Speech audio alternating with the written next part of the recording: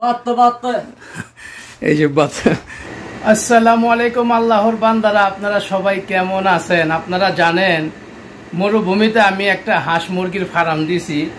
তো এখন পর্যন্ত আমার বছরে আমি এখনো কোনো হাঁস খাওয়াইনি, মোরগ খাওয়াইছি অনেক, আলহামদুলিল্লাহ।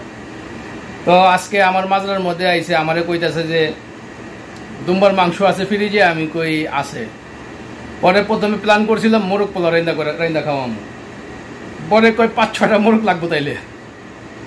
পরে আমি কইলে তাহলে এক কাম কর, 2টা পেটি হাঁস জব করি, মজা হইব নি? আমি কই ইনশাল্লাহ মজা করে রানমু।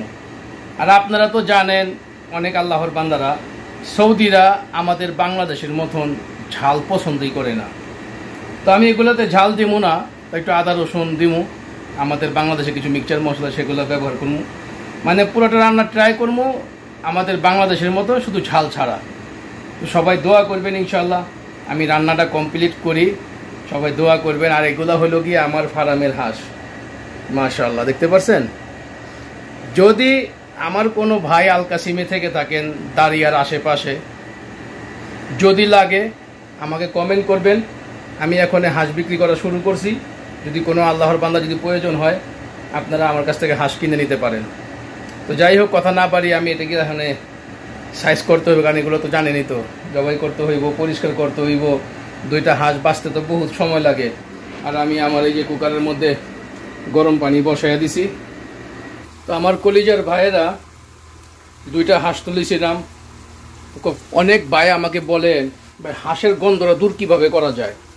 ভাই একটা জিনিস সবসময় খেয়াল রাখবেন, যেমন হাঁস, মুরগি, কবুতর, তো আল্লাহ তাআলা যে সকল প্রাণীরে বানাইছে তার দেহর যে একটা গন্ধ, সেটা কিন্তু অবশ্যই থাকবো। তারপরও যদি আপনারা সঠিকভাবে রান্না করেন কিছুটা দুর্গন্ধ দূর হয়ে যাবে। আমি যেমন যখন আমি তেলটা গরম করছি, তেল গরম করার পরে পেঁয়াজ দিছি, পেঁয়াজ দেওয়ার পরে দারচিনি, এলাচি, লং, তেজপাতা যা আছে তেলের সাথে দিয়ে দিছি। দেওয়ার পরে আমি এই মাংসটা, শুধু মাংসটাকে মশলা আদা বাদে আমি প্রায় 10-15 মিনিট এই তেলের মধ্যে পেঁয়াজের সাথে ফ্রাই করতে করতে করতে করতে এটা গন্ধ বেরিয়ে গেছে গা।